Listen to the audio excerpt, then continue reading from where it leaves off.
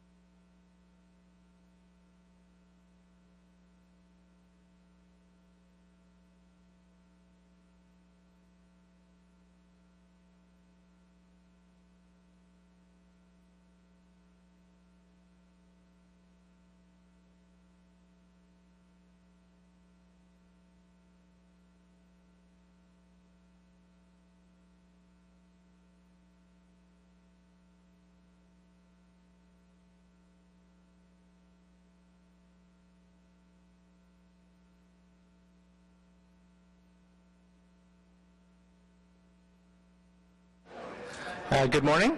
I'd like to welcome everybody to the Transportation Committee meeting. Before we launch into the agenda, there's just a few things that I'd like to say first. And today we have quite a significant number of issues in front of us in terms of the statements of work to go forward. So we have 3 statements of work for environmental assessment studies before us that together will see the city take its first concrete steps towards delivering on our long-term plans to extend rail further east, west, and south of the city as an integrated and unified plan. The last time this committee spoke of extending our transportation network was when we unanimously approved the Transportation Master Plan. This decision included making significant investments in our bus and rail rapid transit infrastructure over the next decades. At that time, we committed as a city to making our investments in bus rapid transit alone, focusing our funding requests of other levels of government on this package of Stage 2 rail investments. As a result, we are going to see some really tangible changes to our bus network in the immediate term, especially in the West. The 2014 budget earmarked over $11 million to advance the design to get shovels in the ground on the Bayshore to Moody BRT extension, which will bypass congested portions of Highway 417, completing an east-west rapid transit network that will allow residents to travel faster and more reliably from Canada to Orleans and all points in between. In the longer term, Stage 2's ambitious plan to extend light rail more rapidly to more residents in the east, west, and south of the city will bring with it 19 new stations and 35 kilometers of new rail. Most importantly, Stage 2 will mean that close to 700,000, or 67% of the total city population, will live within 5 kilometers of LRT as a result, which brings approximately 270,000 more residents closer to the convenience, reliability, and comfort of rail that will be experienced with the completion of the Confederation Line. So less than 3 months after unanimously approving the TMP, we are here to take the first step in making Stage 2 a reality. Specifically, we are being asked to approve going ahead with environmental assessment studies for extension of light rail service to Orleans, from Blair Station in the east, from Lincoln Fields to Bayshore in the west, and the extension of the O train to Bowesville Riverside south. All 3 projects are part of the affordable public transit network and will build on the Confederation Line rail service and all of its benefits. Over the next 2 years, these studies will complete the planning work needed before we can start to build the extensions. In the meantime, the plan is to continue to work with our federal and provincial partners collaboratively and cooperatively to secure funding and be able to start construction on these extensions sometime after 2018, when the Confederation Line is completed and service is operating. I'm very excited to have these items before us today to continue to make progress on bringing efficient, comfortable rail service to the east, west, and south of the city. Thank you. So we're going to move to the agenda now. First of all, we have received no regrets, no declarations of interest, and confirmation of the minutes of December the 4th, 2013. Thank you. Communications are as noted in the agenda. Thank you. The first item on the agenda is winter operations in the City of Ottawa, and we have a presentation on that, so we will hold that one. Number 2 is the status update, Transportation Committee inquiries and motions for the period ending the 24th of January 2014. Received? Received.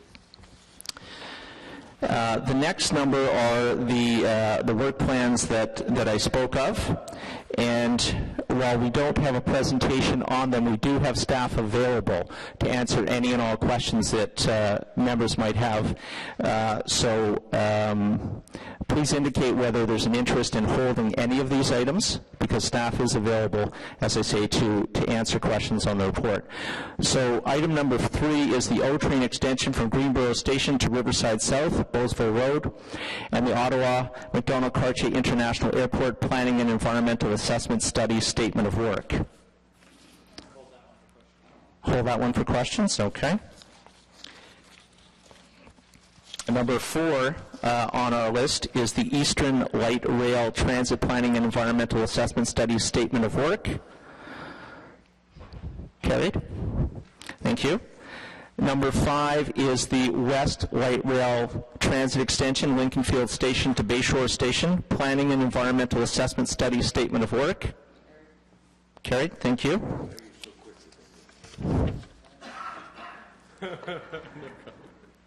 We have IPDs as noted in the agenda.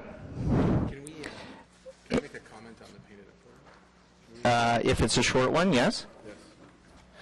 I just wanted to comment on the Painted Up Program 2013. The results are always impressive, and we, as you know, we had seen some in the community in the past, in my community and in Tim's community especially. I'm wondering why we're seeing so low traction or a drop in traction. Is it because of our success, or is it because there's less graffiti, or is it because people aren't aware of the program? Because I can think of many areas in our community where we can continue to benefit from the mural. They did such a wonderful job. I don't know if there's staff to kind of give us a quick answer on that. Nancy? Oh. I can give you an answer on that or get you more information, but I believe that we're expanding the number of people involved. Maybe the programs or locations are being a little bit diminished, but the number of participants is increasing. I think that's sort of the indication I see from the information. So we're getting bigger projects in fewer areas. I mean, that's great to hear, especially in terms of discussions with the MTO to paint the underpasses and the 417 overpass or underpass, wherever that might be. So I just want to make sure, because I think it really is a good program to address some of the hot spots for graffiti and also to beautify some areas in the city. So I want to make sure that we promote it as much as we can and we give it access to and profile that it deserves. Thank you. Thank you, Councillor. We also have a request to add a motion through Councillor Blois and Councillor Blais. We'll save that to the end because it will have to be approved by the committee to first of all add it to the agenda and then to vote on the substance of it. So we'll go to the first item on the list then, which is the update on winter operations in the city.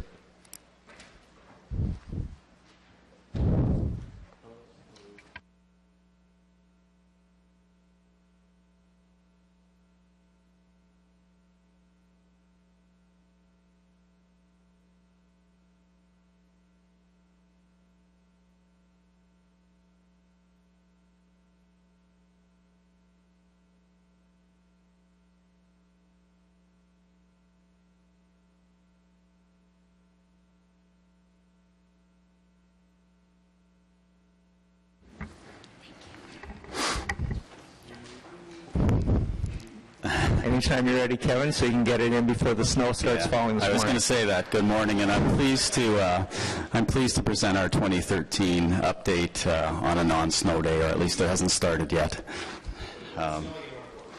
It always snows in North Carolina. No, I'm just kidding.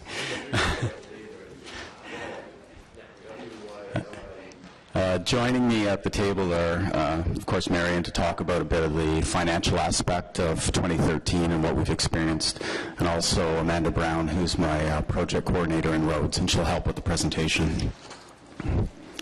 So today I'm going to go over a few things, specifically the event we had prior to Christmas, which was a significant event late in the season or in the calendar year, over the 20th and 22nd. Then I want to do a winter 2013 in review and just talk a little bit about what we saw from our standpoint, some of the pressures we had on our costs, and then touch on recent trends in winter operations. And then, as I said, Marion will just go over some of the financial details of the year. So December 20th to the 22nd, as I said, was a major storm that we had prior to Christmas, a major event. Preparation was as usual. Our managers and supervisors are monitoring weather quite closely, and we do have a very robust weather network. We get multiple forecasts throughout the day. We do get alerts, and we do have a meteorologist on standby. The good news, or maybe it was the bad news as well, was that we had snow prior to these 2 days, and enough snow that we had to do an arterial removal. So the good news was we had storage space on our arterial and our collector and our main roads. All our equipment was inspected, ready to go, and I should say whenever we have an event and we get an idea of what the timing is of the event from our weather experts, our partners in fleet work very well with us, and when we decide what our shifts are going to be and what our timing is going to be, they monitor their shifts as well so that they can get any equipment up and running if it breaks down, and that becomes a problem in the extreme cold weather. And then, of course, we've had quite a few questions about if we have enough salt or if we're running out of salt. We have no problem with salt this year. We've had a good supply of salt, a good supply of our abrasives, and our liquids as well. So the weather over the 3 days was a bit of a roller coaster, if you'll recall. We had, the overview is we had 41 centimeters of snow, 18 millimeters of freezing rain, and then 4.6 millimeters of rain, and that was all over the 3 days. And you can see by the graph there, the combination of the accumulation over the 3 days was quite significant.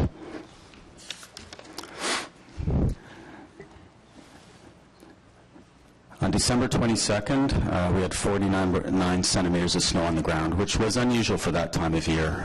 And again, by looking at the graph, the pink line, or pink or orange line, the one on the dotted line on the top, shows what snow on the ground exists as of the 20th. And the blue line is the average snow on the ground for that time of year. So similar to today, we've had quite a bit of accumulation over the winter. We haven't had a lot of melt. We haven't had a lot of thaw, and that does cause problems when we get into plowing operations because, as we all know, there's only limited spots to put the snow. So that was one of the conditions we were faced with. On the resources, and I think everybody's probably sick and tired of me hearing quote these numbers, but suffice to say we had all resources ready to be deployed, including all our contract resources. Everything was ready to go. We were loaded up and ready for the weather as it started. So the synopsis of the weather over that event was it started in the early morning on Friday, December 20th. As we always do, we concentrated on the transitway, Highway 174, our arterials, collectors, etc., and our priority sidewalks. We had staff stationed at Loretta, the Traffic Operations Center, monitoring the weather and the operations, and that included our transit partners, partners from OPS, and also our traffic management people. The early morning of Saturday, December 21st, the precipitation did change from snow to freezing rain and ice pellets, causing us to continue to focus on the main road and priority sidewalks. So at that point in the event, we'd had quite a bit of accumulation. We still had not had a chance to get into the residential roads. Later in Saturday, as the morning progressed, we were given a bit of a break, a bit of a window, and we got into the residential streets. At that point, the residential streets had north of 15 centimeters, so they were starting to become impassable for residents, and we had to get a residential plow run through. Unfortunately, we also received an additional 15 centimeters of snow and ice pellets, so that caused resources to get to shift gears again and get back onto the arterials. And through all this, the precipitation is changing. Our area managers and our zone supervisors are making calls on timing of plows, what type of a material we should be putting down, shifting from salt to grit and sand, etc. And then finally, on Sunday afternoon, when we'd got the arterials and the main roads under control, and as resources were freed up, we went back into the residential. So that was the second residential run in 2 days, which is fairly uncommon. And my rule of thumb always is if we have to pull the trigger on a residential plow run, you're looking at about $1 million in cost. So that was a fairly significant part of the cost right there. The cleanup, Following the event, we always concentrate on our intersections, bus stops, dead ends, cul-de-sacs, etc., just so, again, it gives residents the opportunity to move around the residential areas. And then we start assessing for snow removal. And our snow removal, because we'd had so much accumulation, we were looking at an additional removal on the arterial roads. We'd already done one earlier in the month, and also a residential full removal. And the way we prioritize it is we do measure the travel width of the streets. Wherever the snowbanks are encroaching to the point where we're exceeding our MQS, or our MQS is not being met, then we prioritize in those areas. So the removal was completed for a second time on our arterial roads and a full removal on our residential roads, and that was all before the end of the year, which is extremely unusual and extremely costly. The expenditures for the storm break down like this. The overall expenditure was about $11.7 million. And you can see by the chart, and this is something I'm going to touch on later in the presentation, a big portion of our pressure and our cost is in the removal end of things. That storm in itself was a $7 million ticket just to do the removals, and that's, again, one full arterial removal, one full residential removal. Application of winter materials, and that's mostly done on our arterials, collectors, 174, and our transitway was about $3 million, and then snow clearing, $1.4 million, is primarily done in residential areas, and that's where we're using graders and backhoes, etc. I'll now move to the overview of winter 2013. We knew we were going to be in an over-expenditure position, and I was keen to find out exactly what was causing that. It was above average winter. From a snowfall standpoint, we were above average. We weren't a lot above average, and certainly not as much snow as we've had in previous years. But we were at about 270 centimeters as compared to the 230 average that we generally get. There were several large accumulations that had to enact the overnight parking ban. In fact, we had 6 events, but 9 nights where we had to put the overnight parking ban on, and that's a little above average. Generally, in an average year, we'd be in the 5 to 7 night range. But the biggest tail of the tape for me was how many event days we were out. And when I say an event day, that means we had to deploy resources. On an average year, we're generally out about 95 days of the winter. For 2013, calendar 2013, we were out 130 days. And I think that's where a lot of the cost pressures came. And it also spoke to the number of events. And that, coupled with the amount of time we had to enact the overnight parking ban, spoke to some of the larger events, as well as many of the smaller events that we absolutely had to be out and deployed on. Also, when they fall on the weekend, as we know, that means there's overtime involved, which increases the cost as well. I just want to touch on some of the recent trends and some of these things we're well aware of and we've spoken of in the past. But there are a few things that have popped up a little more recently. Of course, we do have challenges with an aging population and some of our mobility-challenged people. And one recent event, the January 11th ice storm event that took us forever to get the ice off the sidewalks, really hit it home for me that, yes, we do have a lot of challenges in this city with aging population and people that have mobility issues. One thing we've done about that is through the older adult plan, we funded additional grit boxes, and we're up to, I think, 23 grit boxes now. And they were specifically put in areas where seniors had identified that there's a lot of senior pedestrian traffic, so around seniors' homes, malls, etc. The one thing I really want to highlight, though, is the trend in snow removal. And as you saw from the December 22nd storm, it's a huge expense. It's the biggest expense we face, and there is a growth in that area. As you see from the charts, traditionally, as recent as 2007, 2008, the majority of the removal operation was conducted in the core, in the traditional neighborhoods, the Glebe, Lower Town, Vanier, etc., and that was up over 50%. However, now with the growth we've had in the southeast and west of the city, the core removals, although we're still doing as much removal as we've always done in the core, and it's still costing us as much as or more, the other areas have started to overtake combined the core removals. So core has gone back to about 40% representation, and the growth specifically in the south and the west has increased. And that's borne out by the budget. Our budget is about, and I'll go over this again at the end, but our budget for snow removal is about $9.7 million, and for calendar year 2013, we more than doubled it, and that's just because we have those pressures. Aside from the pressures we see in the growth areas, we're also seeing an intensive use of land, which is great. But it does have a maintenance impact. Where we don't have places to put the snow, we have to remove, and that's just the way it is. So these kind of neighborhoods cause us additional pressures. Excuse me? Is that a city street or something? That's a street in Barrhaven. Sure. No, that we maintain that street. It's a rear lane. It's a rear lane development. Yeah. Yeah, it's in Half Moon Bay. No judgment. I'm just pointing out there is a pressure. One of the other. Do you want to flip it?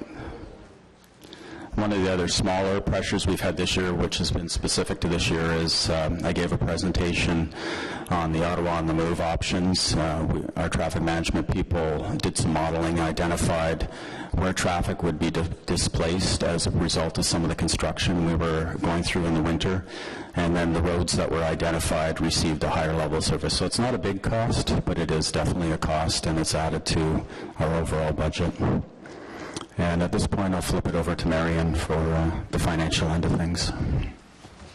Thank you, Kevin. So, as you can tell, it's never good news when you have to send the treasurer to deliver the results.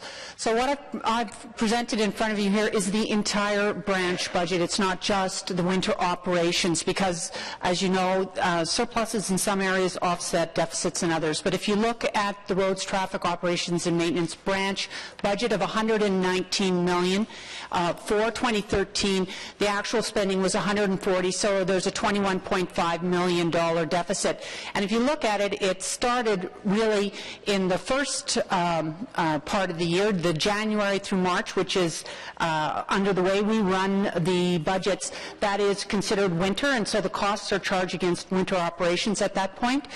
We started off being $14 million in a deficit for the first part of the year.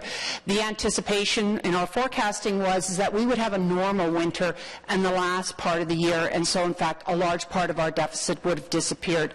Unfortunately, that didn't happen. There were, though, savings in the spring, summer, fall operations of $2.9 million, and then, as Kevin has described, the last event we had in 2013 pushed us way over for the last half of the last quarter of the year, $9.8 million, so a total of $21.5 million in the whole for 2013. Next, please. So how are we going to cover that? As you know, we're in the process now of putting together the final numbers for the entire city, and we will be bringing those results to FEDCO on the March 4th, I think it's March 3rd or 4th meeting. But we roll all the results up, including the results in Kevin's branch, and surpluses in other areas will offset deficits in this area to a large extent. Anything that is remaining, though, at the end, after we have compiled the entire city results, will be covered from the winter maintenance reserve. You are fortunate this year that we have money in the winter maintenance reserve. If you remember back in 2008, I believe it was, when we had a $26 million overrun, there was nothing in the winter maintenance reserve. There is $10.9 million there, and we're confident in already looking at the numbers that we will not be using the majority of that reserve. So those results, though, will be finalized and, as I said, brought forward to FEDCO in 2 or 3 weeks' time. Thanks, Marion. So in conclusion, 2013 was a challenging year from a winter operations standpoint. And specifically, our snow removal budget caused us some pressure. Our budget, as I said, was $9.7 million. We spent $21.6 million, so that was about a $12 million overrun right there.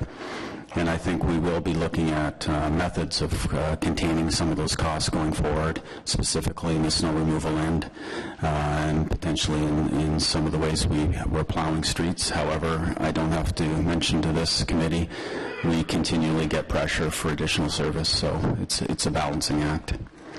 And we'll be pleased to take any questions. Thank you very much, Kevin, for the presentation, and to you and your team. This past winter, and it's extending into this winter, it seems, have been particularly challenging. And I know that in my office we do get requests, certainly for as you put, increased visits to the streets and what have you, but overall the responses that I've been getting from people in my ward anyway have been quite positive about how well your crew has responded to the snow and the ice pellets and everything else that we've got. So I want to thank you very much and your team very much, and please pass that on to them for the good work that they're doing. I have one question for you, and it goes sort of to your last comment. So what are the larger lessons that you can take out of this previous winter that we can bring forward in case we have a similar winter in the future? I appreciate it's early days, but it can give us some sense of where you're thinking. There may be cost efficiencies, and there may be efficiencies in providing the service, that sort of thing. Yes, through the chair, we don't have control over the weather, obviously. But we do have control over our maintenance quality standards, and we are exceeding them probably in a lot of cases. So I think that's where we want to concentrate on. What can we do within our maintenance quality standards to contain some of those costs? And that will then go to ensuring there's travel width of streets in accordance with the MQS, not removing prior to. Even though you've still got to judge if there's another storm coming, you might have to remove anyways, but I think it's a timing thing. Ensuring that we've got good beat, we're comfortable with our beats, and our beats are right-sized. Those are the sorts of things I want to look at over the spring, and maybe have a game plan ready for next year. Okay, thank you. And just a quick question, Madam Treasurer. First of all, a comment. I'm never worried when you come to committee, because it generally means that we're getting good information about the state of the city and its finances. But based on what you had to say, if I could sum up what you're basically saying to us, despite the awful winter that we had, is the message is keep calm and plow on. Is that safe? That's my message, yes, Mr. Chair. That there's more than enough to cover off what we've had. As Kevin said, we can't control the weather, but there's more than enough to deal with what we went through in the last year or so. There's enough to cover off 2013, and you should have a fair cushion for 2014. Okay, perfect. Thank you. Now, yes, I'm just going to the list, Councillor. Councillor Deans is first on the list. Thank you very much, Mr. Chair, and I also want to start by adding my thanks to you, Mr. Wiley, and to the entire snow team at the City of Ottawa. I have to say that whether you're on the bus or in your car or cycling or walking in Ottawa's winters, you guys do an amazing job keeping people moving all winter long. And when you look at the challenges other municipalities have, I think Ottawans have to reflect on how well served we are by our winter snow team, and what an amazing job you do. There's incredible number of kilometers to cover in this city. There's a lot of roads and there's a lot of sidewalks, and I think we should all marvel at the speed of which you get the roads cleaned after every snowstorm. And I know you've had a challenging year. You must dread the weather reports in the morning. But please pass along my thanks to the entire team. And I know you've been hearing a lot from me this winter and probably will keep hearing from me, but we appreciate all the efforts that you make. And I know our residents appreciate it as well. I do have a number of questions. You know, most people think of Ottawa as having 4 seasons. In my office, we sort of see the seasons a little differently, and one of our seasons is pothole season. And it seems to me that pothole season is starting early this year, because I'm already getting calls about a lot of potholes on the roads. It seems normally it's later than that, but how are we managing potholes in the winter? Do we fill them temporarily and then go back in the spring, or how are we handling that issue? Through the chair, it's really a function of the weather we get. I don't know if it's any earlier or later than usual, but we have had the freeze thaw, and that's what causes them. We do have the advantage now of having an asphalt plant open. If we can pre-order 20 tons or more, Tomlinson does open for us. So we're using hot asphalt, which is good news, and we've been opened already this year, I would think, off the top of my head, 10 to 12 times. Crews do their regular beats, and we actually proactively fill more potholes by magnitude than we actually get complaints on. I think in an average year we'll fill in the neighborhood of 190,000 potholes, and we get complaints through 311, just a couple thousand. So they do have their regular beats. They're certainly aware of the pinch points, the streets that are coming to end of life that ISD has slated for overlay or resurfacing, but they haven't quite got there yet. So that every crew, every area knows where the pinch points are, and those are the ones we do regularly. And then, of course, we do our complaints as we go through. On any good day in the winter, we'll be out pothole patching, either with the hot asphalt or with the cold asphalt. Okay, thank you for that. The number one question that I get in my office, and probably everybody gets the same question all the time, is why do you put more snow in my driveway than in my neighbor's? Well, it's a function of the way the plow works. I mean, the plow's wider than half the road, simply. But unfortunately, I think we're going to get some more of those complaints, because the other problem is the banks are full. And you can only push so much snow on the bank, and it won't go. And it looks for the first opening it finds, which is somebody's driveway. So we've gone over that, ways to mitigate it, how to help with that. We haven't come up with a cost-effective technical solution yet. We do try, and we train our operators on how to plow every winter, and we do try to get them to be sensitive about the areas they're plowing and know their beats and know where the issues are, and the corner lots are always the worst, but it doesn't make everybody happy. So we do the best we can and try and mitigate that, but it's a reality of the operation. It's just, it keeps on. People have this perception that they're getting more snow, and it seems like it's every street all the time. Are you going to be cutting back the banks in residential neighborhoods? We are getting close to looking at another residential removal. When would that be? Well, this storm, we were going to wait till this storm was over. It was originally calling for upwards of 10 centimeters. Now they've downgraded it. So once we're through this event, we were going to do another assessment to see where we're at. I have to tell you, I walked to school this morning with, I walked about 1.5 kilometers with the students from Robert Bateman. A couple hundred of them were out to walk to school today, and the sidewalks were in really good shape. So it's nice to see that we can encourage kids to walk in winter to school, because we're doing a good job of our sidewalks. So thank you for that. My last question is to Ms. Simlick, and it has to do with the winter. And I know, ebbs and flows, and some years are better for the budget and others aren't. But do we make an annual contribution to the Winter Maintenance Reserve Fund? And what is that contribution? And is it enough, or should we be putting more in that reserve? The simple answer is no, we don't make a contribution to it.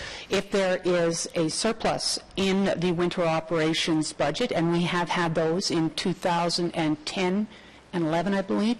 That goes in, that's what's contributed to the reserve.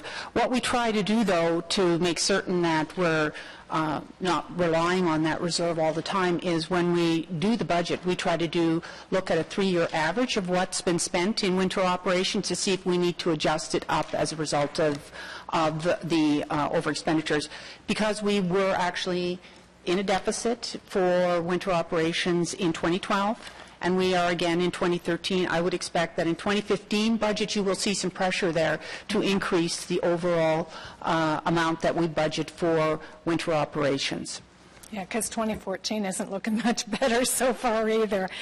Well, we don't even have the January closed yet, so we have a long way to go before I would say 2014 isn't looking good. But that is the process that we use. There is no built-in contribution. We rely on surpluses. It's Winterlude. We usually have a melt by now. We haven't had one yet. So do you think that we should be making an annual contribution to the reserves? No, I don't. I think the way we work it, as long as we continue to adjust the budget to reflect what has been the historical average, I think you are okay. If you add in every year a contribution, that puts a pressure on your tax base again, and if you don't use it, then people are saying, why did you build this in when you're not going to use it? I think what we've got is a prudent policy. Surpluses go in. When deficits are there, we only use it as the last resort. Other surpluses cover the deficit in winter operations first, so we only use it when we need to.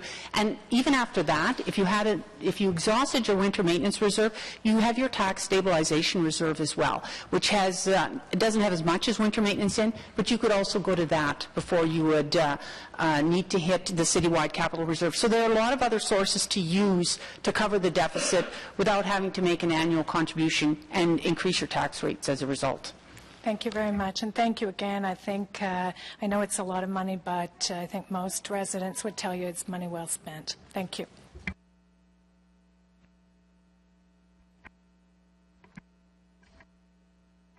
Thank you, Councillor Deans. Councillor Boyles. Thank you, Mr. Chair.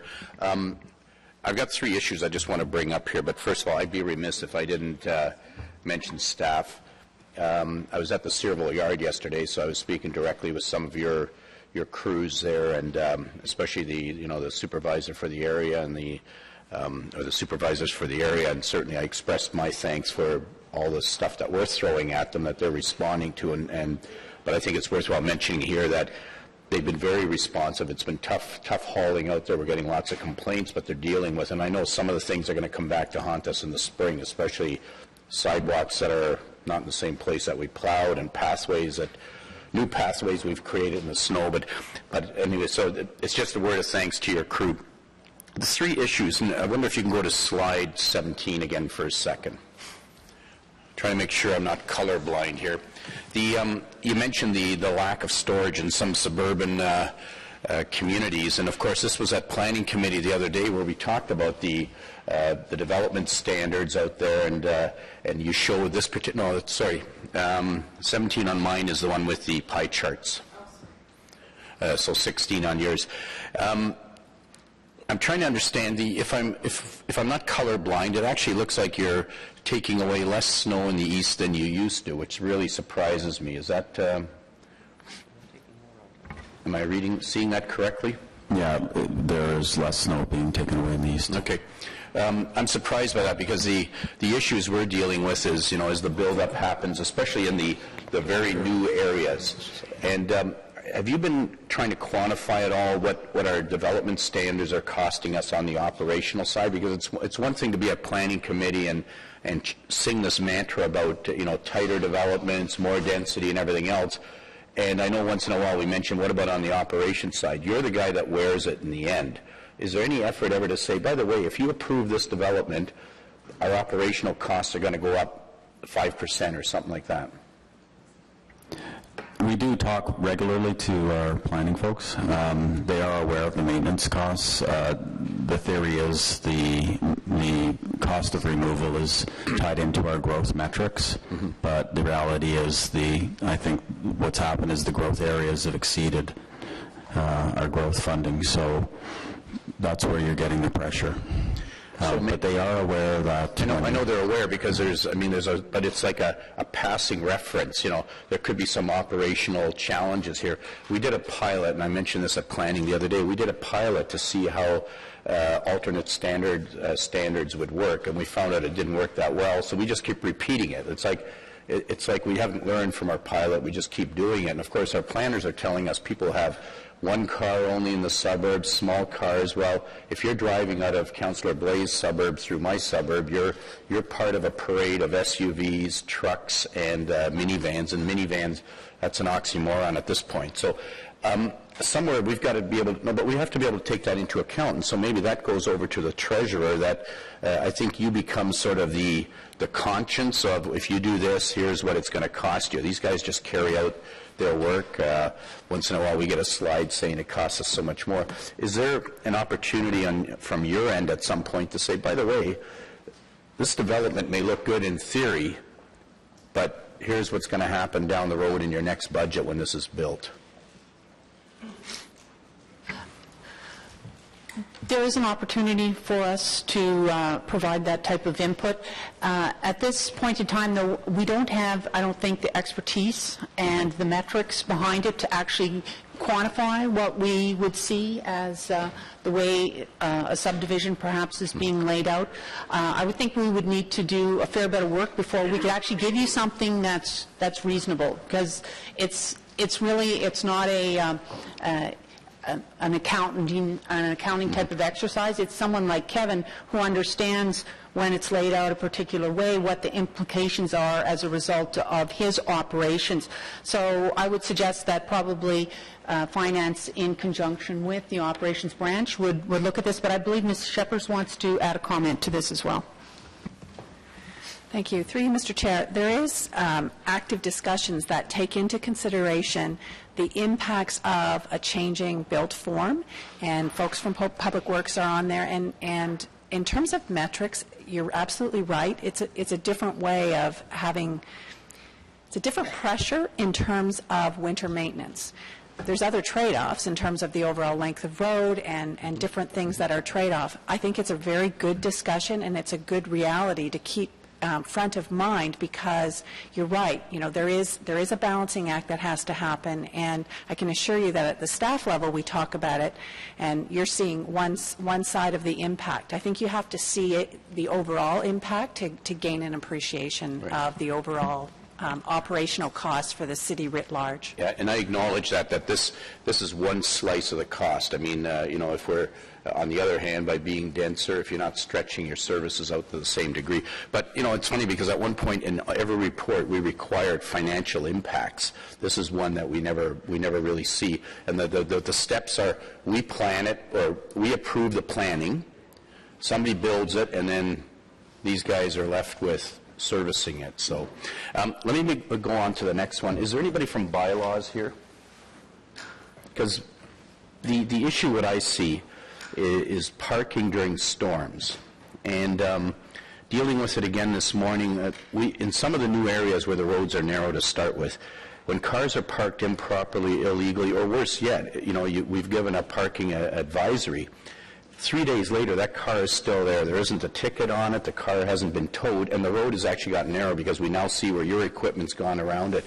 The coordination, and I know we try to coordinate with bylaws, the coordination seems to be lacking somewhere, where vehicles are still there, vehicles are blocking your equipment. What's the protocol on that? Before every storm, when we're going to put in the overnight parking ban, I make a call to bylaw, and we get an enforcement strategy together. So it's a bit dynamic. It depends on where we're plowing and where we're not plowing, what the timing of the plowing is, what the timing of the enforcement is, but there's a tight coordination there. I will, however, say, and I'll be completely honest here, I want to relook at that overnight parking ban, the way it's worded, and the way the restricting way we have in enacting it. I don't think it works necessarily as well as it could for the operations, and that's something I want to look at over. And I already have talked to legal about that and bylaw. And I think we can make the situation a little better. And when I say better, more effective for our plows and less pain for our residents. And that would be my And I'm not, I mean, certainly I'm not looking to, to go on a witch hunt and either issue tickets or have a lot of towing done. But when there are vehicles blocking your operation or our operation, it creates an issue. And it's a ripple effect, because now the road gets narrower, and you can see, and then all of a sudden we have other issues that creep up. But in some cases, cars are parked the wrong way, they're parked illegally, they're there overnight, and everything else. But the protocol, do we identify trouble spots? Because it seems to me I've got 4 or 5 areas that seem to come up all the time as the same issue as a result of improper parking. Through the chair, yes, we do. All our area managers identify them. They liaise directly with bylaw. And it's not just that we don't get the road plowed. We have to go back, and that's a costly function as well. So we're going back 2 and 3 times in some of these areas. That's a good point. My final question is about bus stops. I believe we use mainly contractors to do bus stops. Is that correct? It's a mixture. Yeah. So do we identify priority bus stops versus, and I'll tell you why I'm asking this question, versus bus stops that are only used once a week? For instance, we have Sunday-only routes, and in some cases they seem to be cleared first or best cleared, whereas some of our regular major ones, now it may be the most efficient way of doing it. Your contractor's got his list and he goes through. He's not going to go back and say, well, that's a Sunday stop or whatever. Through the chair, it would be a function of the beat that the staff person or the contractor is given, and the time he has to do it, and the most effective way of doing it. So just as you pointed out, you're not going to skip one just to go back later to do it. You're going to do it when you're there. Right. Okay. Again, and thanks to your crew out in our end, especially at the Searville Yard, for the work that they've done. So thank you. Thanks very much, Councillor Fleury. Councillor Fleury. Excuse me, Councillor, could I make a clarification there? I just don't want to leave the impression that the East is being shortchanged. The 2 pie charts aren't the same volume. It's a different amount of snow on each one. I think what you see in the change from the 2007 and 8 to 2012-13 is the increase in growth in the South and the West, particularly in the South. So you'll see this core section of the second pie chart says the volume is still the same, only it's reduced because of the amount of increase we've had taken on in the South and the West. The East then should be similar in that. So I believe you're getting the same service. It's just the other areas are growing at a faster pace at that point. I was hoping you were going to tell me they're getting more snow. Just in North Gore. Okay, Councillor Fleury, please. Only on the ski hills, right? Kevin, I have a couple of questions. I'm sorry, I can't see you very well with the projector light here, but I'm gonna try to look down and see this. I'm wondering, what is the cost if there's a snowstorm and we send out the crews and it's a simple, 5 centimeters falls overnight. We go out, we do it once without having to go back for a second trip and so on. What's that cost? So once across the city, and the snowstorm came overnight, and we just went once on every street, and we covered it. We plowed it.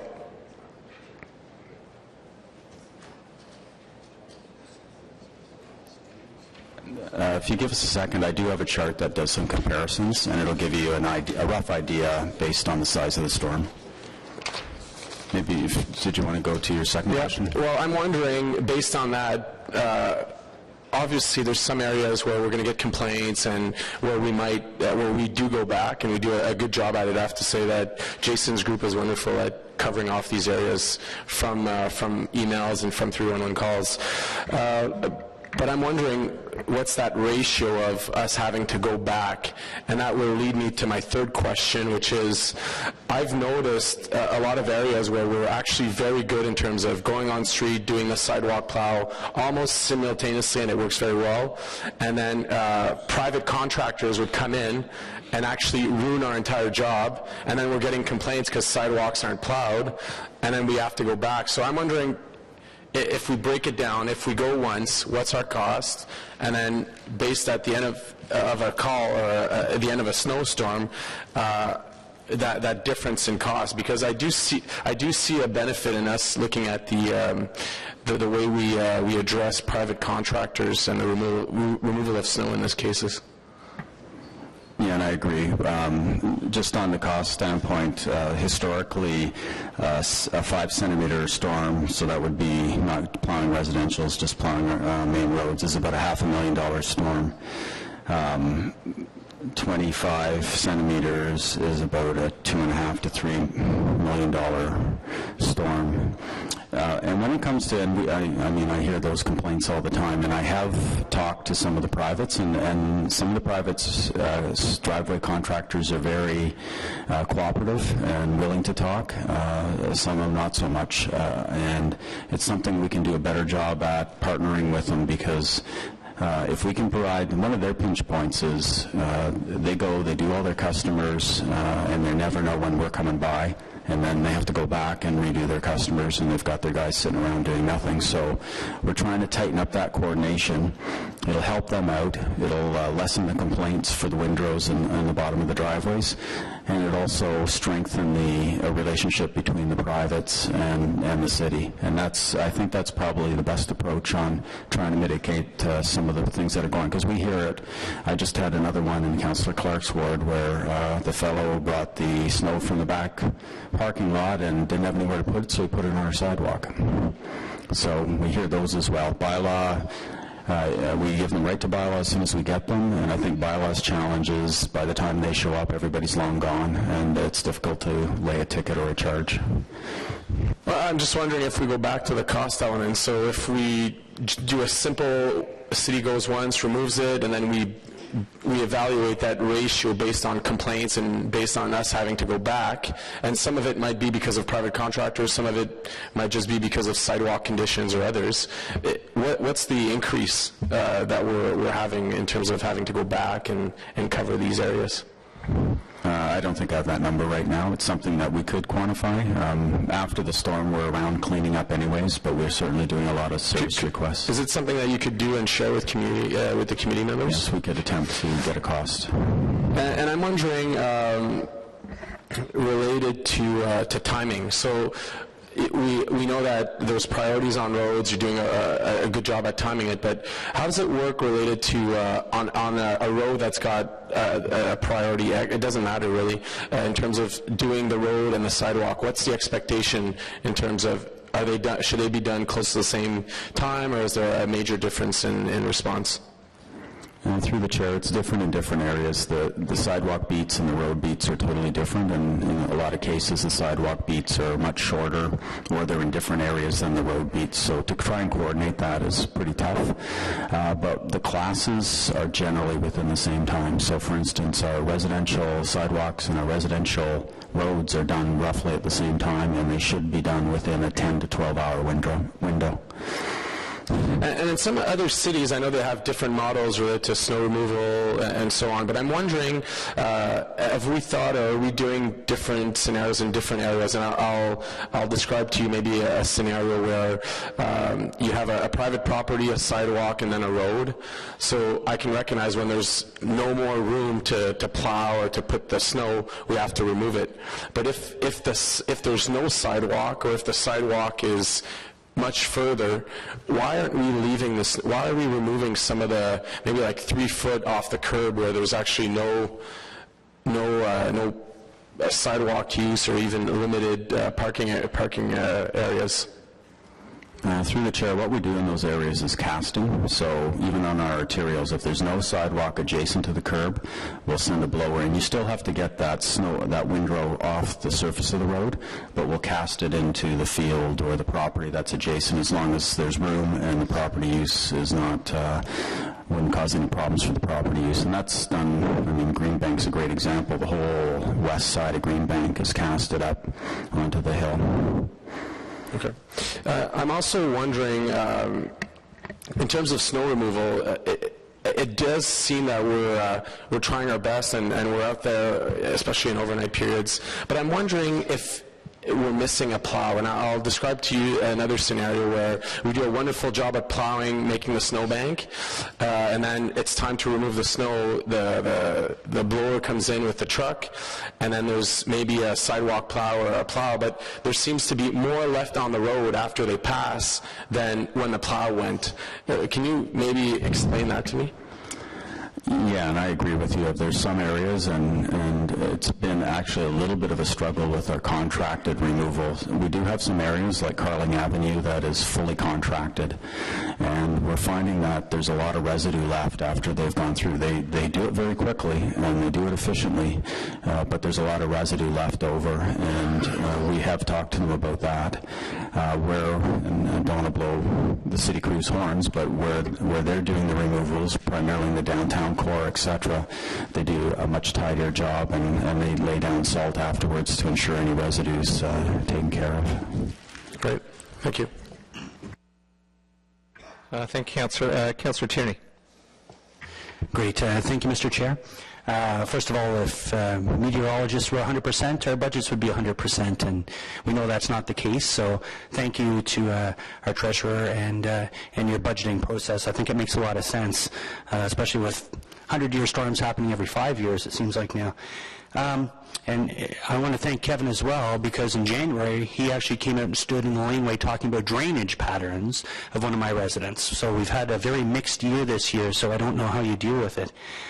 But we've heard time and again budget seems to be probably a bit of a question mark. And since 2010, we've kind of handcuffed ourselves to a current budget process that says, okay, if you want to take from one column, it has to be the corresponding on the other side. I guess my question is, how do we determine what that budget is, and have you ever been asked to claw that back? Is this something that you basically say, okay, we're presenting this as what we think it should be for this upcoming budget, and this is how it should stand? I'm just trying to get feedback on how that comes about, because I think there's a couple of core services people expect: garbage pickup and snow plowing. So if we have to slice off bigger segments of that pie, and maybe it requires in the new mandate that we change that budgetary process, it's something that I think we should look at. Do you have any comments on that? You set the tax target, and then we allocate out based on that a combination of both the tax increase and the assessment growth to all of the departments across the city. In terms of Public Works, they come forward, though, to Mr. Kanalakis, because he holds the purse strings there. They come forward with all their requests for what they need for their budget, including what they see as their growth component and the increase that they would need for winter operations.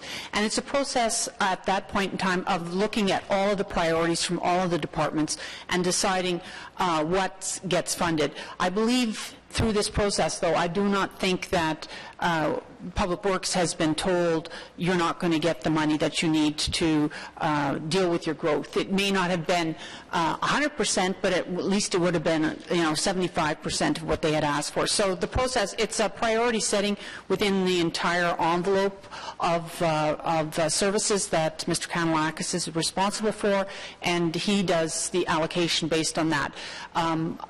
I think the process works fairly well.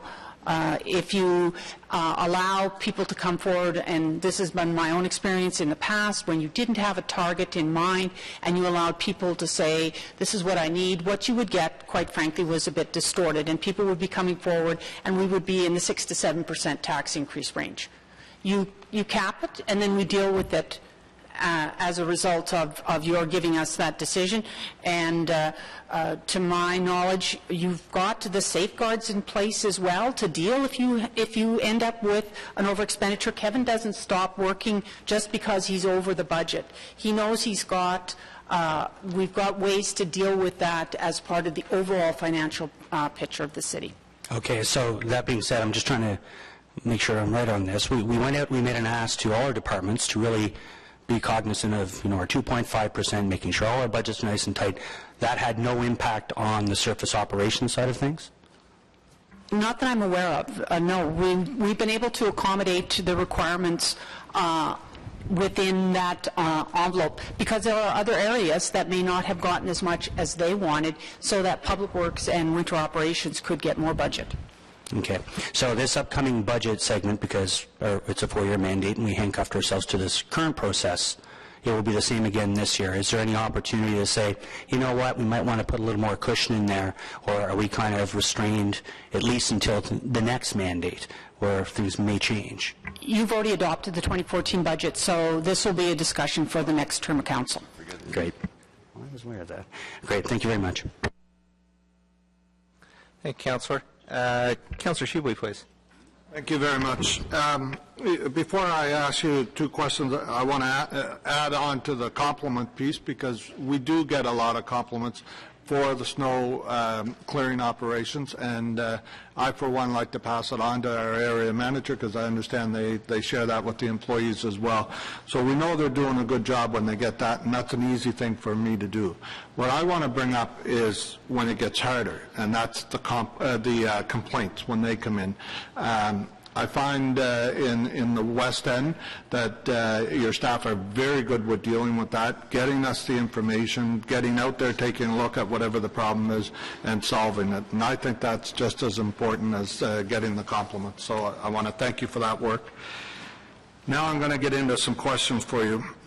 You talked about the criteria about when we get into snow removal. Councillor Tierney's been talking about how that can impact the budgets and that. And one of the things we see is in the newer neighborhoods where the streets are very compacted and there's not much of a front lawn, so there's no real snow storage on there. Everything gets onto the roads. And one of the things I think we're doing, and I want to hear from you on this, is we're going into those areas a lot more often than we are going into the established neighborhoods that might have a little wider street and a little bigger front lawn, and we're doing snow removal. And I'm wondering if we should be looking at some way to capture that cost if we're going to start approving those styles of neighborhoods. The driver for the removal is the maintenance quality standard. So in a residential road, basically we measure the travel width of the road. And so you're right. In the more traditional suburban style roads, you won't have to remove. You've got storage space, you've got width. In the newer ones, you will have to remove. So that's the driver. The costs are collected now. They're collected by area, by function. So we do have that now. So I could break down, where we've spent, how much was spent, and probably pinpoint it at least down to the district, if not further. But are we updating that every year? Because these are, what I'm talking about are these newer neighborhoods. It's a newer style community that's being built in the city where it's a much more compacted one. It's due to the city's intensification policies, which is the bigger question that can be dealt with at planning, but where we see the impact and the cost to the taxpayers is in such things as snow removal, and things like that. So are we updating this on a regular basis, or is this criteria where you're saying it's assessed? How often is that done? No, the MQS was developed at Amalgamation around 2000. As new developments come on and the city takes ownership of the road, that's when they come onto our beats, and that's when they get assessed for snow removal or not for snow removal. And again, then the other dynamic is it's weather. If we get a heavy snow year, we're going to be doing more removals because we're encroaching more and more on the road. So we'll be doing them more frequently in these kinds of neighborhoods because it's not going to take as much snow to accumulate a lot in a little space. Absolutely. Which then leads to my other question, which is to do with the enforcement part. And I think Councillor Blow has started some of that discussion. We have a policy to coordinate, as you said, with bylaw and usually a towing service to be on site to do the moving of the cars that people leave on the street that impact your operations. However, we tend to really just do that in the urban core. You don't see that a lot in the suburban areas, yet we're seeing the impact of cars, being left on the street overnight, and as he described, the plow operator has to go by it, so then you have the snowbank out past the middle of the road, yet there's no coordination with towing or bylaw. Through the chair, there's two different scenarios. One is the plowing operations and the overnight parking ban. We don't tow. We only ticket. So somebody might get a ticket, that car may stay there the whole time, and we'll have to plow around it, and we'll have to come back. When we do removal operations, that's where we put the picket signs in the bank, then we are able to tow, and that's where we do towing operations, whether it's out in Stittsville, Canada, Orleans, Barrhaven, or whether it's down in the glebe. Those cars get towed around the corner and they get a ticket. And when I alluded to looking at the bylaw to make it a little more effective for operations, those are the sorts of things I think we have to look at, because it's great to have an overnight parking ban, but if people aren't going to obey it, it's not going to do our operations any good. All that will happen is they'll get a ticket. It's often one or two cars running for a street of 120 houses, so it would be good to be able to do something with it. So you could see us doing this as part of the review of the bylaw. We'll be able to maybe put some more teeth in and look beyond just the removal operations into the snow clearing as well. Would you recommend that? Through the chair, I think that's one of the solutions we could look at. Perfect. Okay, thank you. Thank you, Councilman. I can tell you that we had a meeting just the other day, Kevin and myself, and one of the things we were discussing was the review of the bylaw and seeing how we can make it work better to avoid situations such as you've set out. Councilor Chernyshenko. Yes, thank you. And I suppose it's quite obvious the fact that we're all chiming in on this, just how much our lives are affected, our work is affected by snow issues, snow complaints, occasionally snow compliments, but we tend to hear more of the complaints. I'll try not to repeat any of the items that my colleagues have already touched on, other than perhaps to start by stating the obvious, because I think it can't be overstated. As we intensify, as we design in different ways, clearly snow storage is becoming a big issue. I've tried to explain many times to constituents why I cannot agree with their request for a curb cut in order to put a parking pad on their lot. I've pushed when we have proposals for urban infill projects to either not have a curb cut or to keep it as small as possible because of the implications. We've heard all about them here. I don't need to repeat those. I did find it fascinating to sit in on last week's planning committee meeting, where I realized for the first time that the same issues that the urban wards have been dealing with for a long time are now quite common in suburban wards, where it isn't just a downtown issue, that there are cars looking to the snow is becoming a problem on the street, there's nowhere to park the car, etc. So I think this really has to find its way into our design standards and requirements, that there be adequate snow storage. Overnight car parking areas is an idea where this particularly came up as we were looking at the need for the parking garage between 2nd and 3rd Avenue in the glebe, which has just been approved. And one of the fringe benefits of having that garage was the possibility that we could make it available overnight during snow events as a go-to place to leave your car. What I envisage is a free, it's a non-revenue time anyway, making all of the spaces available during some overnight period. I'm wondering whether that's something we've ever done in Ottawa or could envisage doing more of, that there would be neighborhoods who would know that you could go park in certain mall or a commercial parking lot because we've made previous arrangements with that landowner, and wherever we've got municipal lots. That seems to me a way that we could be much more efficient in getting the cars off the roads, giving them somewhere to go, and being able to do these plowing runs much more efficiently. Have we done that before?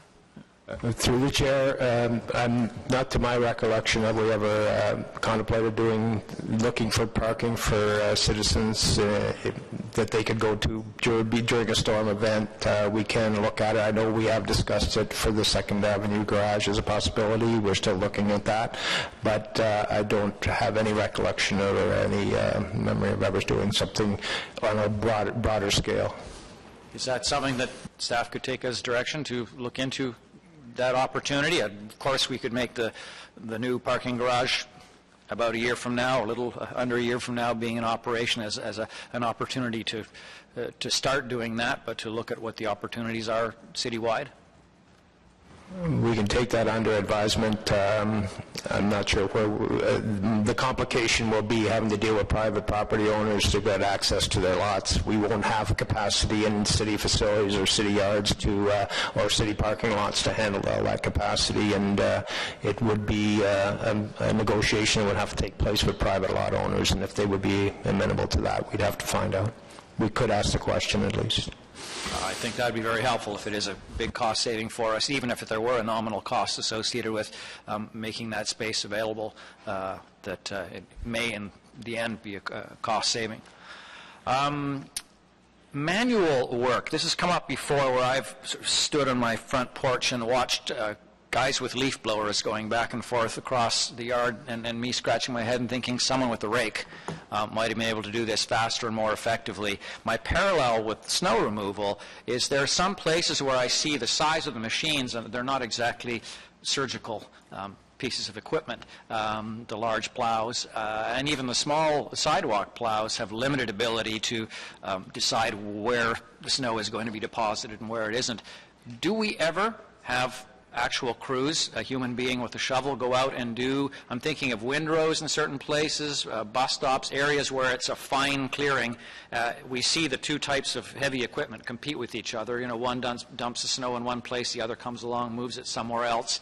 And I've often thought somebody with a shovel might have, keeping in mind not for really big heavy jobs, but fine clearing, could be doing that better. Are there cases where we do that? Through the chair, we do have hand crews, but we try and limit their use. They're generally in pinch point areas where we can't get the machines through. The machinery does a more effective, more efficient job, I should say, especially for bus stops. But we do have some hand crews in the downtown area. Mm-hmm. I do wonder, I guess it's what we mean by efficient. They certainly do it faster, but if in the end they're leaving behind residue that a machine can't help but leave behind that is causing problems, particularly seniors, mobility challenged people, whether someone with a shovel could have been more efficient in that way, or at least if we know where they are, a call from a resident letting us know whether somebody with a shovel could get there faster and do that job without needing to make a large piece of equipment necessary. Is it something we review or can do more of? Yeah, through the chair, I think we could review it specifically on a request for service basis. So if there are areas like that are identified, it's something we can look at. Okay, thank you. And speaking of technology, my pad's gone to sleep. Last item. Yes, Lansdowne. How could I not have Lansdowne come up? Lansdowne is my life. We know, we've had this discussion that there are assumptions made that when the redeveloped Lansdowne opens, there will be a large number of parking spaces available in adjacent streets. Fact is, of course, on a day like today, a third of those spaces aren't available. And the request I've put forward that we look at a targeted additional snow removal on some of those streets has been, I suppose, pushed back as a cost issue. I understand that. Certainly when you see these numbers here, any kind of additional snow removal is a cost issue. In what way would our snow removal, would your crews and your managers be able to monitor how many of those spaces are no longer available? I guess what I'm wondering is, in that first year of opening, will we have the ability to measure the loss of space and impeded traffic flow compared to the assumptions of what the situation would be post-Lansdowne opening? Well, through the chair, we can track at least the parking spaces that we manage in that area. We can track that. We can look at the cost of adding additional or enhanced service in that area. That could be part of the review for the 2015 budget. We have the analysis. We could go and look at what streets would be considered and what the cost would be to do enhanced service there. And then As I said, we're still going to be subject to what the weather conditions bring, but it's something we could review and come back with as through the budget process, possibly, as a suggestion. Okay, thank you. Thank you very much. Councillor Wilkinson. Thank you, Mr. Chair. And I want to thank you, Kevin, for and your staff. I've talked with a lot of them at their Christmas party and got the from a plow operator's point of view, some of the problems they're having, and it's quite severe, and they do a pretty good job. And I really appreciate it when you went back after the ice storm, trying to clear the ice off the streets. You actually had a small plow behind to try to push it away, because it was so heavy that for older residents particularly it would have been almost impossible to deal with. And I haven't seen that happening many times before, but under unusual circumstances you do it. The biggest problem we have, though, is not in the single-family areas or any of that, because there you can blow the snow back on the lawns, and we still do.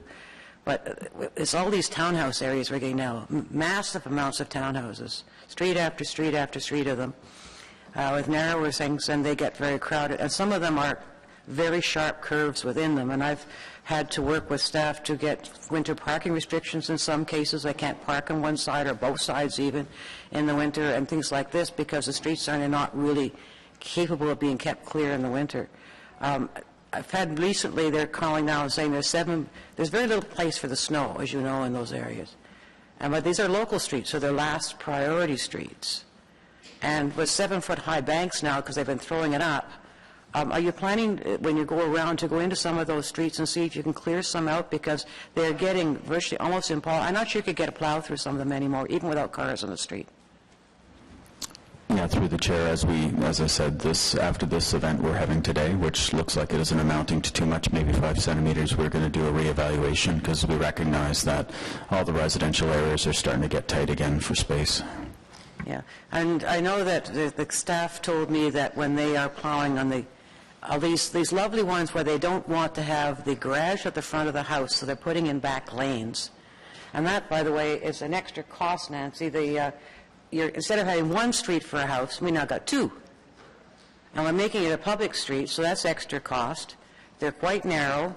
The staff told me when they go through there, they have clearance of a matter of inches sometimes, and that if they hit something, they are personally responsible because they're driving, so you're having a hard time getting drivers to even go into those areas.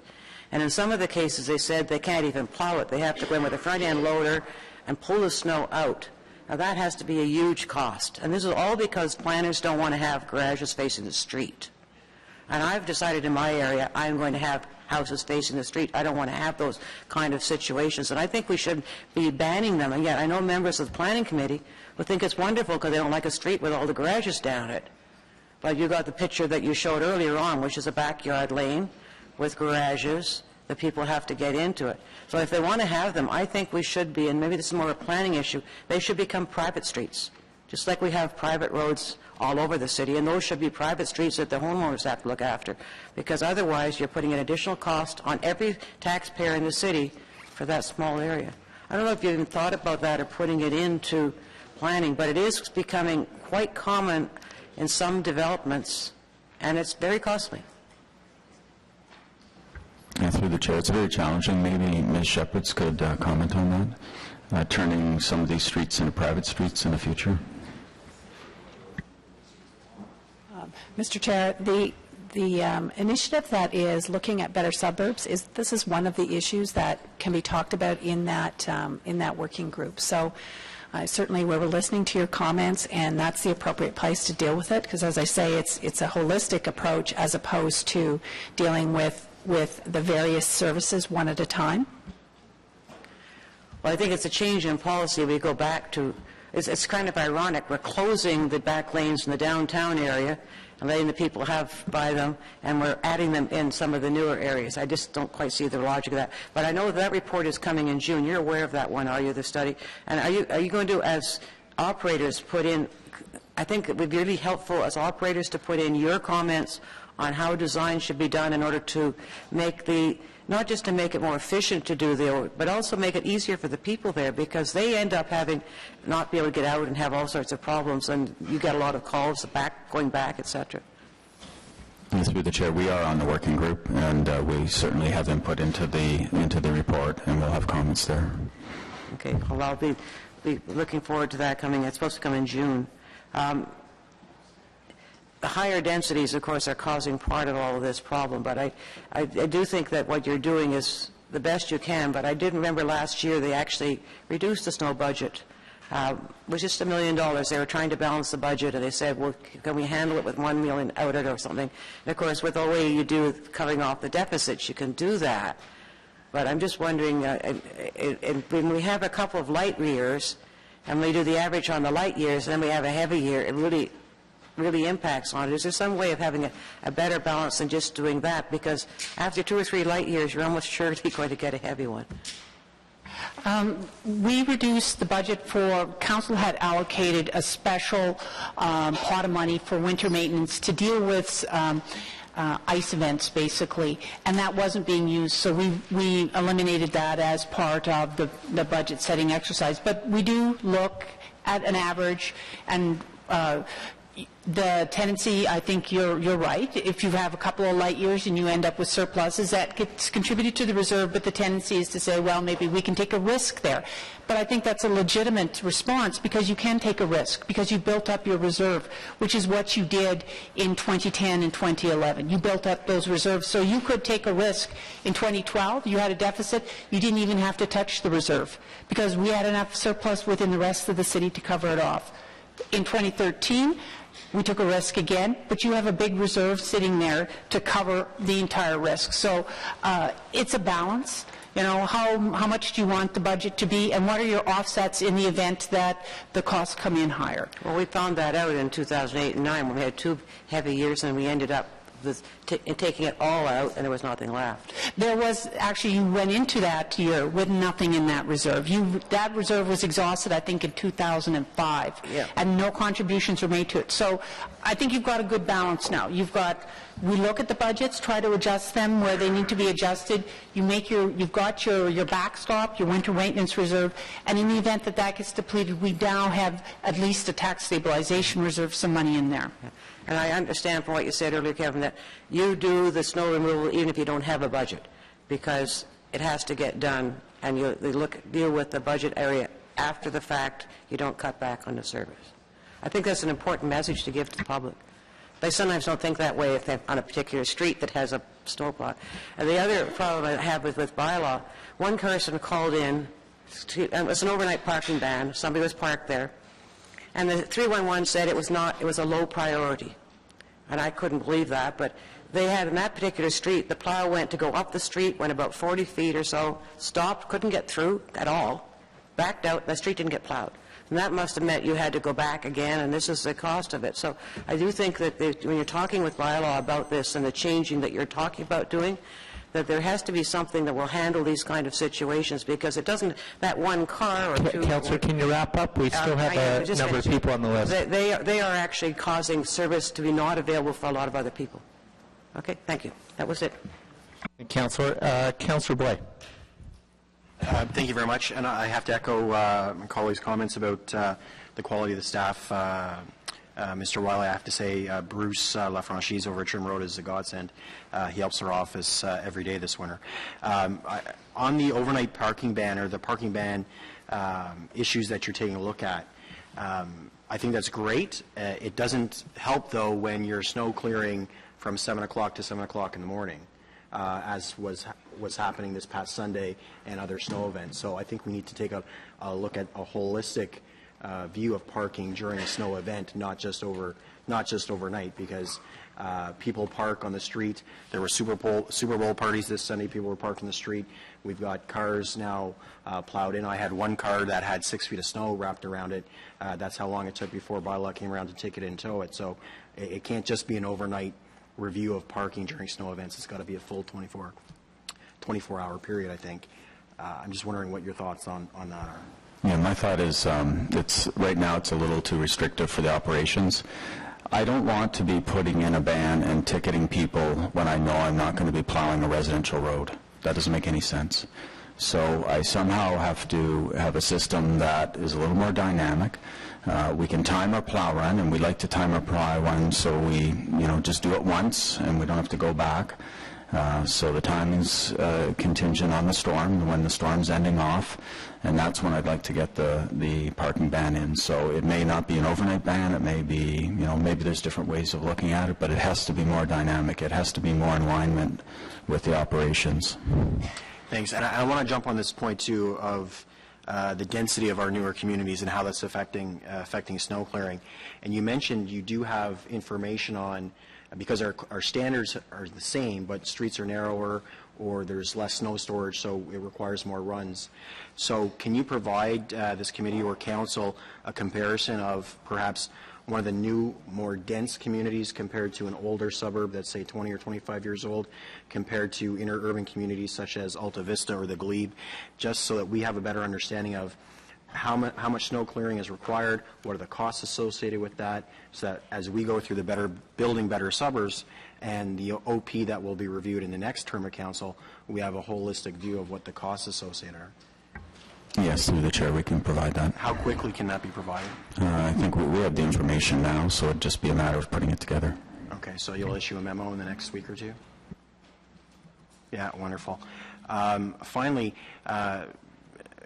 Ms. Similik, we were talking about tax rates before, how we set the tax target and you establish a budget going from there. And often when the tax rate or the tax change is published, and the media does this, we do it, members of the public do this, we're compared to other municipalities throughout Canada, particularly Calgary. Calgary always seems to be one we get compared to quite often. So I'm wondering if we can compare what our snow clearing standards are to some of these other municipalities, because I've heard some very interesting stories about what the snow clearing standards are, and I'm wondering if we can also take a look at what the snow clearing standards are in Calgary versus Ottawa, in Toronto and Edmonton, Vancouver, Montreal versus Ottawa, so we can provide a better picture of why those tax changes or why that tax rate might be different between those municipalities. Yeah, we can add that in. I think that we liaise with other municipalities. We're always looking for better ways to do things, so we can get their information and we can do a little bit of a comparison. That'd be wonderful. And you can put it into layman's terms, so... Absolutely. Snow, 7 That's all I use is layman terms. Versus what it would mean in Calgary and Vancouver? Yeah, correct. Wonderful. Thanks so much. Thank you, Councillor. I'm just going to interject you for a second. Kevin, we've heard a lot of questions around the bylaw, and maybe for the benefit of everybody around the horseshoe, so to speak, can you give us a sense of sort of next steps in that review, where you're going with it?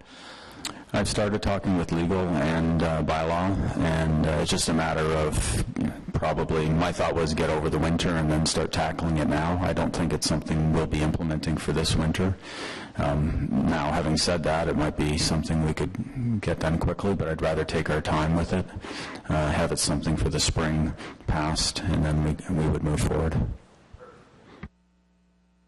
Councillor Clark. Thank you, Mr. Chairman. It's always interesting that when we start questions, the first question is taken up as a priority by the chair of the committee.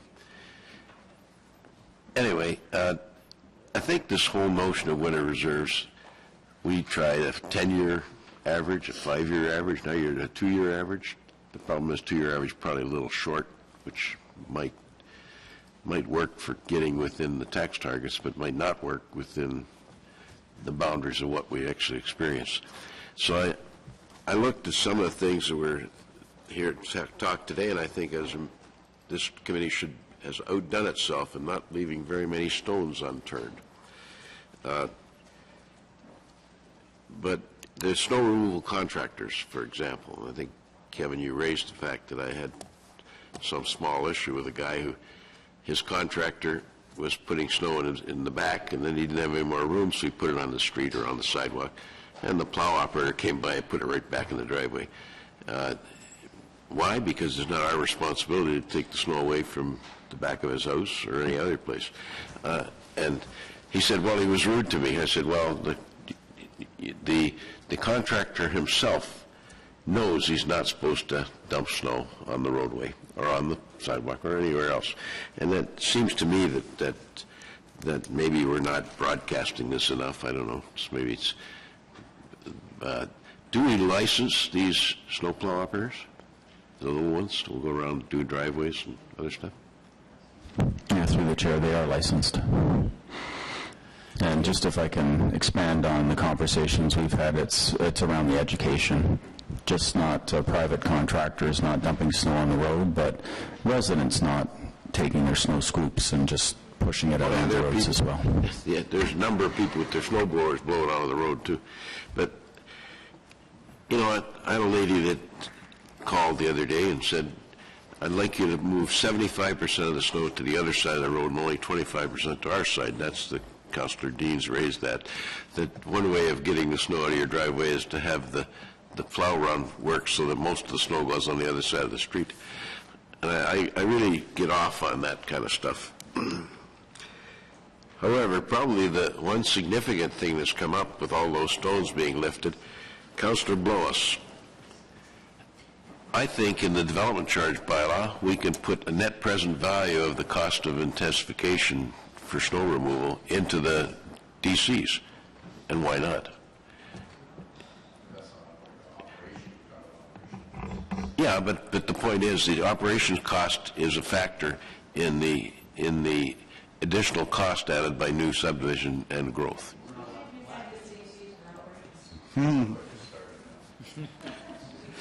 I like that idea. But the intensification problem, which has been raised by my neighbor on the left here, is that intensification does create severe snow removal problems. I think planning's now aware of that, and hopefully they're going to find a way to get around with it. You know, it's inevitable that when we have a heavy snowfall, I get calls before it's even stopped snowing, say, you haven't done my street yet. And I told them, it's like the weather, you wait a while and it'll change. You cannot deal with people who just feel this need. I'd say on balance, this winter's been better than other winters, even though there's a lot more snow, a lot more frozen ice sticking to the sidewalks and the roads. But it's been managed extremely well. And I think it's all due to Larry, but Kevin, you can take some credit. That's all there is, Chairman Ugly. Thank you, Councillor Clark. Councillor Moffat. Thanks. I just wanted to elaborate on something that Councillor Blois was getting at earlier. It was kind of touched on slightly when Councillor Wilkinson was speaking and Councillor Chernushenko as well. Last week at Planning Committee, there was this discussion, of course, approval of widened driveways in the suburban area, and we keep on hearing about this discussion. You know, Councillor Wilkinson, who represents the suburban ward, was talking about snow storage. It's just there's a lack of space on certain streets, and yet we go and reduce that space by even more by allowing the width of driveways to expand by quite a bit, 50% of the property. Now, what's impact? I mean, you were speaking about the increased costs for snow removal. What impact is that going to have on your budget? I mean, when it comes to there is going to be less space for snow, there's going to be less room to store it. There's going to be more complaints from the residents who have then widened their laneway, and there's now more snow in their laneway from the plow. There has to be a cost associated with that decision when it comes to winter operations. Yeah, through the chair, whenever you remove snow storage space, it's going to be added cost. And sometimes you can get away with it if there's enough storage space in the neighborhood, or if there's a blank, an empty lot across the street or something like that, you can make do. But when you have, when you're fully built out and people are starting to double up on their driveways, it's going to take our opportunity for storing snow away. I can't really quantify what that cost would be off the top of my head. Yeah, but it depends on how many people actually go ahead and it depends on at what point does it trigger a removal on that street, and that's when the costs go sky high. Yeah, I personally think it's a concern. I think it's something that should have been taken into consideration. I'm not sure if you were consulted on that report.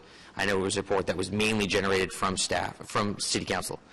So I'm not sure, it wasn't a staff-led report. So I just think that's something that is going to be a concern for those councillors in those suburban wards in the future. Thank you, Councillor Moffat. I don't see anybody else on the list. So thank you very much again. Report received? Thank you. The next item on the list was held by Councillor Chernishenko, which was item number 3, the O-Train extension. And I think that VVC is prepared to answer any questions you might have on the project, so I'll ask her to come up front. Yes, thank you. My questions, I'll put them in their context.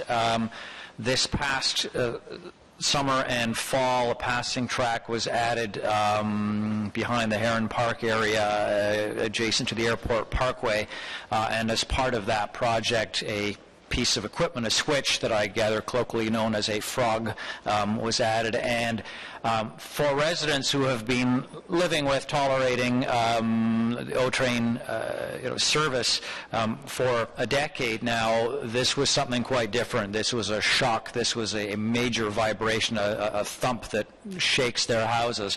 And that's not quite the question that I want to ask right now, because that's a separate issue. I am dealing with staff. We're still trying to resolve that.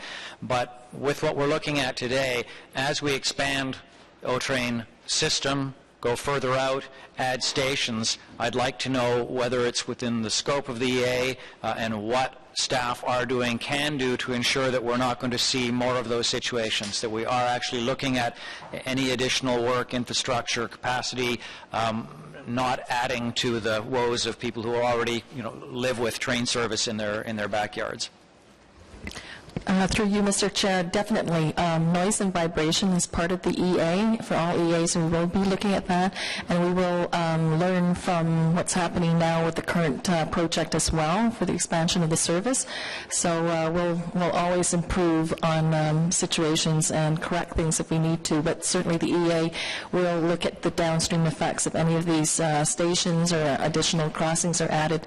How do they ripple down the rest of the corridor as well?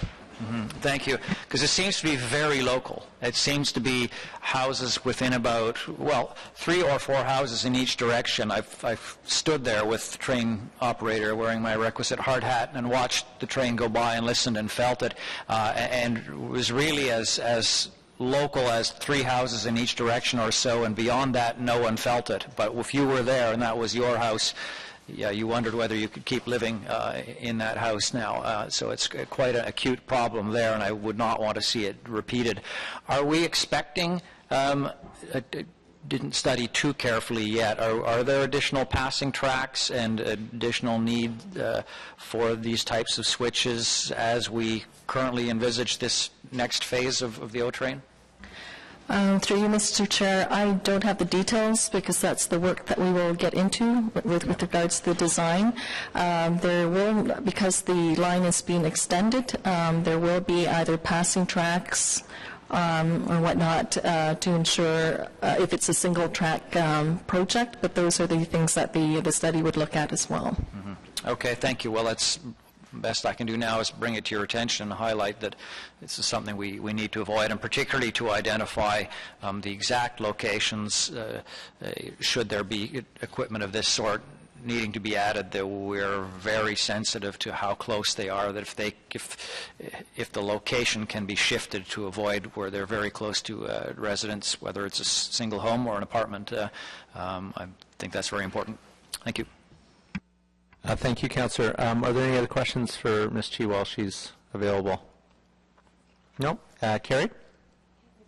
Thank you. Are there any notice of motion for consideration at subsequent meetings? No.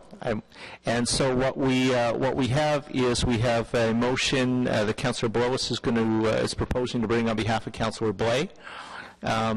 This was not on the agenda, so if you can indicate the urgency for bringing the motion at this juncture, because I believe you don't want to introduce it this morning, but you like it dealt with this morning as well. Well, I'll let Councillor Blais speak to it as it is his motion, but certainly we're in the midst of design of this particular roadway, and I think there is an appropriate time, which is now, to deal with this. So Yes, Councillor what? Councillor Blows and I were briefed last week on the extension of Brian Coburn Boulevard, and it became abundantly clear that we'd like staff to come back with some options to allow for that road to be more free-flowing than the existing portion is at the moment. We're also designing and about to build a new roundabout at one section of the existing portion of the road. In order to engineer that design properly, if it were to be noticed today, it would come back in a month from now for committee and then 2 weeks after that for council. So we're looking at an 8-week delay versus this potentially rising to council next week. We're asking staff to report back on options to ensure that Brian Coburn continues to function and will function in the future as an arterial road that is designed to be a fast alternative to Innis. We don't want it to turn into another Innis Road or another Hunt Club Road that has lots of unnecessary stop lights and stop signs, and if we can address that pre-construction, it will save a lot of headaches 5, 10, 15 years from now. Thank you, Councillor. So first we'll deal with the further comments right now? No, we'll deal with the waiver first. Deal with waiver. But Councillor Deans' question, does that go to the waiver, Councillor Deans, or does it go to the substance of the motion?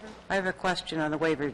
Have city staff actually seen this, and are they agreeing with it? This was drafted by Phil Landry and was approved by legal services. Okay, then I don't mind it waived as long as they've got it. Okay, so on waiver then? Carried. And now on the substantive motion, Councillor Deans? Just looking for a staff comment on this recommendation.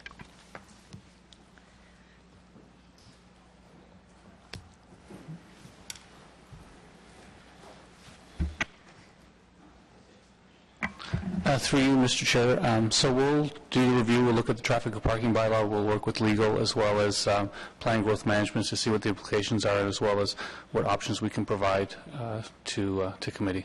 But generally speaking, you're on the same page as the councillors in terms of the goals and objectives behind this motion? Yeah, I mean, it's an arterial roadway where we want to try to move the traffic. So I think where the council's coming from is just trying to limit the accesses so that we don't get to other certain roads where we've had some challenges with just the number of signals and things like that popping up. So, thank you, Councillor Shibley. Thank you. Just to be clear, this motion is just dealing with, you're going to take another look at this. This is not an approval for doubling the cost of the project or anything like that. It's just pure take a look at it? Okay, thank you. You were way ahead of me there, Councillor Shibley. My question was going to be, was there any costs associated with the motion if passed today? There's no cost. This will be done internally through review. And then we'll bring forward a report that will, if there's any costs associated with actually moving forward, it would be identified in that report. Okay, thank you. Any other comments before Councillor Blois does wrap up? Well, it's a comment and a question, and I heard Phil say that you will be consulting with planning and growth management, because this piece of infrastructure is what will open up the employment lands. It actually makes a lot of sense to avoid the issues that we have on certain of our arterials, such as Innis Road between the 417 and Blair, where we've bogged it down so that it doesn't carry traffic. Of course, it serves Councillor Blais' residents because they'll be able to shoot through my ward, but by opening up those lands. But the other thing is to protect those, to make sure that those employment lands can develop and still have access via the main access routes. And ironically, there's a reference here to cycling and pedestrians. This actually makes that road safer because there's less interaction with cross traffic for pedestrians and cycling, and yet, so I think it's an advantage for them. There was one other comment I was going to make, but the real essence is to move forward on this. I mean, I wish this project had been completed already, but by being delayed, it actually gives us an opportunity to try and make some of these improvements. So we'll move forward. The sooner the better. Any other comments?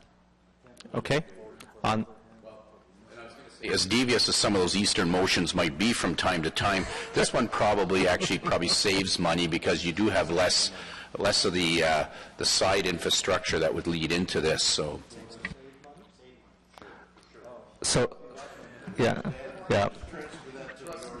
And Councillor Blois, is this the beginning of a trend from the East End, or a beginning of a trend from the East End?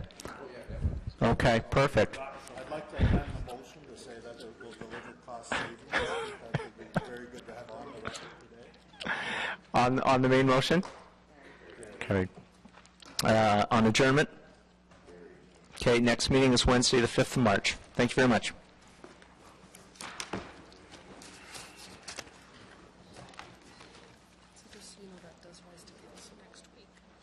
Okay. I don't think it'll be an issue. No. No. Just so you're aware of the... Yep.